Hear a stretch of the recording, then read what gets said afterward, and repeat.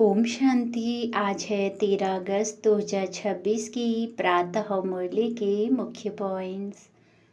मीठे बच्चे, यह है पढ़ाई, इसको ज्ञान अमृत भी कहते हैं। बाकी कोई जलादि की बात नहीं है। कल्प कल्प बाप ही आकर ऐसी श्रीमत देते जिससे तुम्हारी सोई हुई तकदीर जग जाती है। इस समय पारसनाथ बाप तुमको भी पारस बुद्धि बना रहे हैं। यह बाबा जो सुनाते हैं वह तुम बच्चों की बुद्धि के लिए खुराक है, जिससे तुम्हारी बुद्धि पलटती है। पूरा नष्टमोहा बनना है। अगर कोई एक शरीर छोड़ दूसरा लेते हैं तो उसमें रोने की दरकार नहीं। बुद्धि में रहे, यहाँ हर आत्मा का अपना अपना पाठ है। अभी कालों का काल महाकाल बाप तुमको काल पर जीत पहनाते हैं। फिर सतयुग में तुम आपे ही समय पर खुशी से शरीर छोड़ देंगे। मैं ज्ञान का सागर आया हूँ, तुम्हें आप समान मास्टर ज्ञान सागर बनाने। एक बाप को ही सच्चा सच्चा व्यास कहेंगे। बाप है व्यास देव और तुम उनके बच्चे सुखदेव। तुम्हें सबको सुख देना है। अब सुनते हैं महावाक्यों को विस्तार से। मीठे बाबा आए। मीठे बच्चे, बाबा आए हैं तुम्हारी तकदीर जगाने। पावन बनने से ही तकदीर जागेगी। प्रश्न, जिन बच्चों की तकदीर जगी हुई है उनकी निशानी क्या होगी? उत्तर, वे सुख के देवता होंगे। बेहद के बाप से सुख का वर्षा लेकर सबको सुख देंगे। कभी भी किसी को दुख नहीं दे सकते। वह है व्यास के बच्चे, सच्चे सच्चे सुखदेव।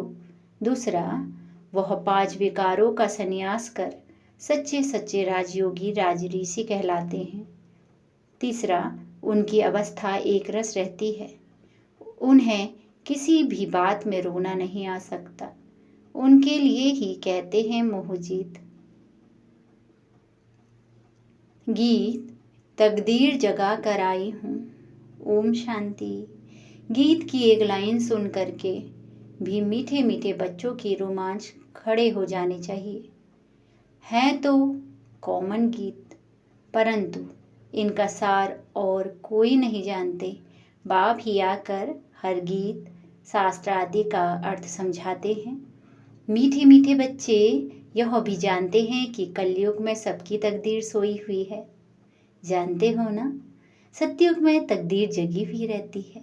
सोई हुई तकदीर को जगाने वाला और मत देने वाला अथवा तकदीर बनाने वाला एक बाप ही है। वही बैठ बच्चों की तकदीर जगाते हैं। जैसे बच्चे पैदा होते हैं तो तकदीर जग जाती है। बच्चा जन्मा और उनको यह पता चल जाता है कि हम वारिश हैं। हूबहू यह बेहद की बात है। बच्चे जानते हैं कल्प कल्प हमारी तकदीर जगती है और सो जाती है। पावन बनते हैं तो तकदीर जगती है।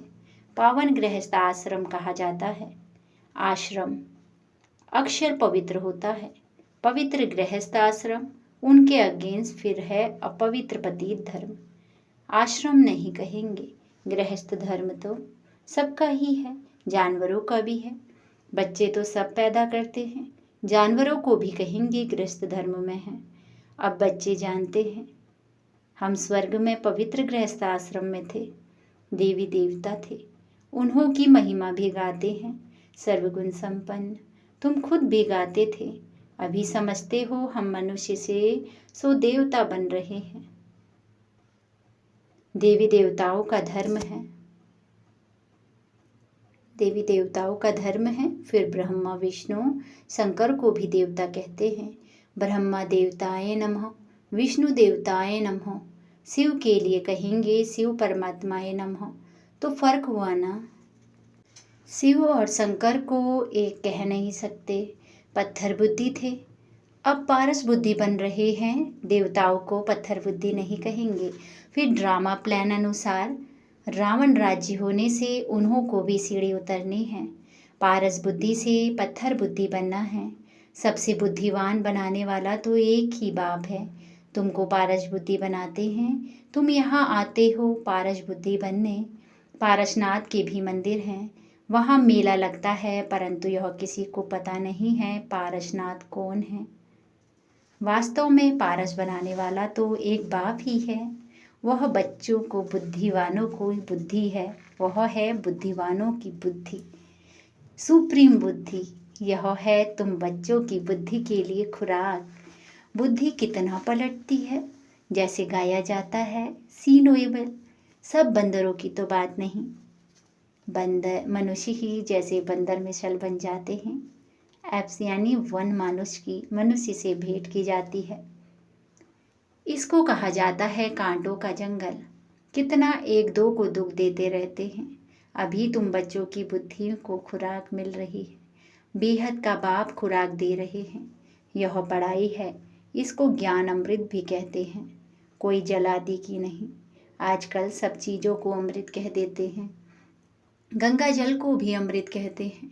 देवताओं की पैर धोकर पीते हैं, पानी रखते हैं, उनको भी अमृत की अंजलि समझते हैं।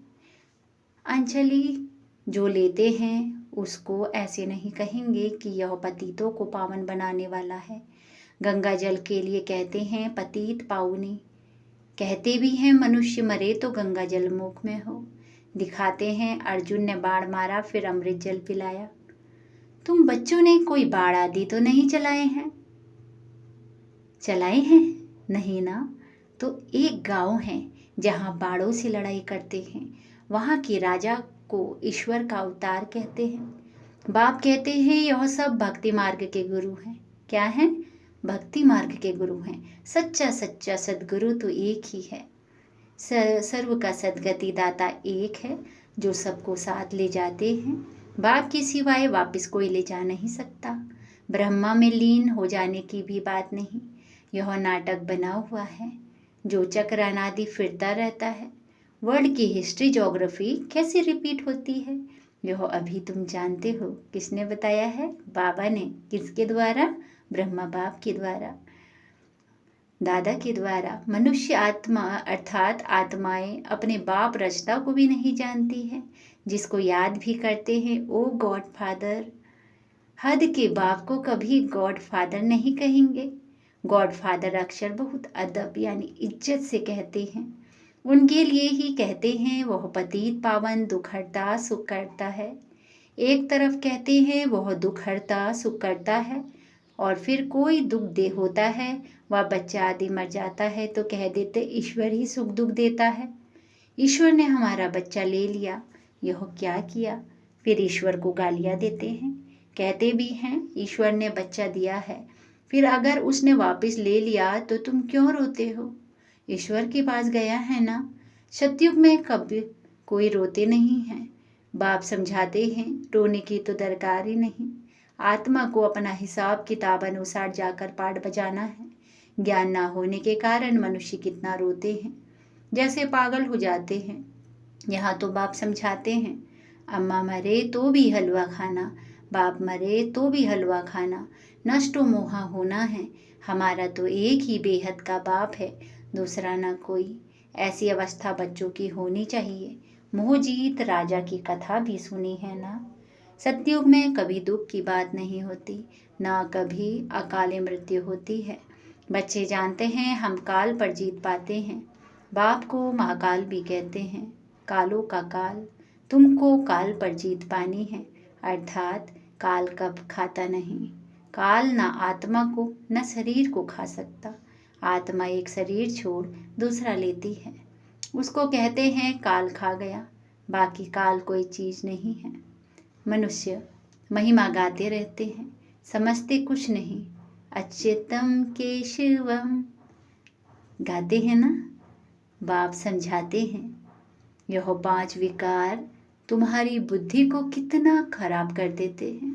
इस समय कोई भी बाप को नहीं जानते, इसीलिए इनको ऑर्फन की दुनिया कहा जाता है। कितना आपस में लड़ते झगड़ते रहते हैं।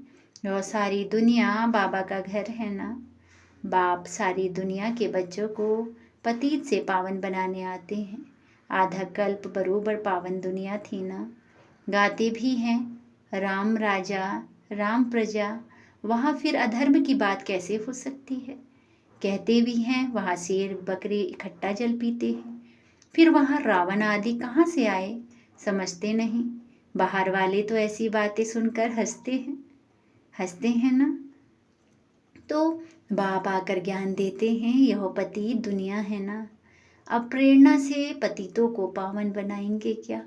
बुलाते हैं पतित पावन आओ, तो जरूर भारत में ही आया था। अब भी कहते हैं मैं ज्ञान का सागर आया हूँ, तुम्हें आप समान मास्टर ज्ञान सागर बनाने। बाप को ही सच्चा सच्चा व्यास कहेंगे, तो यह व्यास देव और तुम उनके बच्चे सुखदेव। तुम अभी सुख के देवता बनते हो, सुख का वर्षा ले रहे हो व्यास शिवाचार्य से। व्यास के बच्चे तुम हो, परंतु मनुष्य मूझ न जाए, इसीलिए कहा जाता है शिव के बच्चे। उनका असूल नाम है शिव। आत्मा को जाना जाता है, परमात्मा को भी जाना जाता है। वही आकर पतित से पावन बनने का रास्ता बताते हैं। कहते हैं मैं तुम आत्माओं का बाप हूँ। कहते हैं अंगुष्ठ मिसल है, इतना बड़ा तो यहाँ ठहर भी ना सके, वह तो बहुत सूक्ष्म है। डॉक्टर लोग भी माथा मारते हैं आत्मा को देखने के लिए, परंतु देख नहीं सकते। आत्मा को रियलाइज किया जाता है। बाप पूछते हैं अब तुमने आत्मा को रियलाइज किया, इतनी छोटी सी आत्मा में अविनाशी पार्ट नूधा हुआ है, जैसे एक रिकॉर्ड है। पहले तुम देही अभिमानी थे, अभी देही अभिमानी बने हो। तुम जानते हो हमारी आत्मा 84 जन्म कैसे लेती है, उनका एंड नहीं होता। कोई पूछते हैं यह ड्रामा कब से शुरू हुआ, परंतु यह तो अनादि है, यह कभी विनाश नहीं होता। इनको कहा जाता है बना बनाया अविनाशी ड्रामा। वर्ड को भी तुम जानते हो, जैसे अनपढ़ बच्चों को पढ़ाई दी जाती है, ऐसे बाप तुम बच्चों को पढ़ा रहे हैं। आत्मा ही शरीर द्वारा पढ़ती है। यह है पत्थर बुद्धि के लिए फूड, खाना। बुद्धि को समझ मिलती है। तुम बच्चों के लिए ही बाबा ने चित्र बनवाए हैं, बहुत सहज है। बाबा ने हमारे लिए ही चित्र बनाए हैं। त्रिमूर्ति ब्रह्मा विष्णु शंकर। अब ब्रह्मा को त्रिमूर्ति क्यों कहते हैं? देव देव महादेव, एक दो के ऊपर रखते हैं, अर्थ कुछ भी नहीं जानते। अब ब्रह्मा कैसे हो सकता है? जबकि ब्रह्मा को प्रजापिता कहा जाता है, तो सूक्ष्म वतन में वह देवता कैसे हो सकता? प्रजापिता ब्रह्मा तो यहाँ होना चाहिए। यह बातें कोई भी शास्त्र में है नहीं। बाप कहते हैं मैं इस शरीर में प्रवेश कर इन द्वारा तुमको समझाता हूँ, इनको अपना रथ बनाता हूँ। इनके बहुत जन्मों के अंत में मैं आता हूँ। यह भी 5 विकारों का संन्यास करते हैं। संन्यास करने वाले को योगी ऋषि कहा जाता है। अभी तुम राज ऋषि हो, तुम प्रतिज्ञा करते हो। वह सन्यासी लोग तो घर बार छोड़ चले जाते हैं। यहाँ तो स्त्री पुरुष इकट्ठा रहते हैं। कहते हैं हम विकार में कभी नहीं जाएंगे। मूल बात है ही विकार की। तुम जानते हो शिव बाबा रचयिता है, वह नई रचना रचते हैं। वह बीज रूप सत्यचित आनंद का सागर, ज्ञान का सागर है। स्थापना पालना विनाश कैसे करते हैं? ब्रह्मा द्वारा स्थापना, विष्णु द्वारा पालना, शंकर द्वारा विनाश। यह आप अच्छी तरह जानते हैं। इन बातों को मनुष्य तो जानते नहीं। तुम बच्चे अभी इन बातों को जानते हो, इसीलिए सबको समझा भी सकते हो। अच्छा, मीठी मीठी सिकिलते बच्चों प्रति माता पिता बाप दादा का याद प्यार और गुड मॉर्निंग। रूहानी बाप की रूहानी बच्चों को नमस्ते। नमस्ते बाबा नमस्ते। सदा रहो हंसते, सदा रहो हंसाते। वाह बाबा वाह, वाह ड्रामा वाह, वाह ब्राह्मण परिवार वाह, वाह हमारा श्रेष्ठ भाग्य वाह। हम धन्य धन्य हो गए, हम प्रभु को पा गए। शुक्रिया बाबा शुक्रिया। धारणा के लिए मुख्य सार पहला, हर एक आत्मा का हिसाब किताब अपना अपना है। इसीलिए कोई शरीर छोड़ते हैं तो रोना नहीं है, पूरा नष्टो मोहा बनना है। बुद्धि में रहे हमारा तो एक बेहद का बाप, दूसरा ना कोई। दूसरा, 5 विकार जो बुद्धि को खराब करते हैं उनका त्याग करना है। सुख का देवता बन सबको सुख देना है, किसी को दुख नहीं देना है। आज की मुरली का वरदान है, सदा मर्यादाओं की लकीर के अंदर रहने की केयर करने वाले मर्यादा पुरुषोत्तम भव। सदा मर्यादाओं की लकीर के अंदर रहने की केयर करने वाले मर्यादा पुरुषोत्तम भव। विस्तार, जो बच्चे अपने आप को एक ही बाप अर्थात राम की सच्ची सीता समझकर सदा मर्यादाओं की लकीर के अंदर रहते हैं, अर्थात यह केयर करते हैं, वह केयरफुल सो चेयरफुल यानी हर्षित स्वतः रहते हैं। तो सवेरे से रात तक के लिए जो भी मर्यादाएं मिली हुई हैं उनकी स्पष्ट नॉलेज बुद्धि में रख स्वयं को सच्ची सीता समझकर मर्यादाओं की लकीर के अंदर रहो, तब कहेंगे मर्यादा पुरुषोत्तम।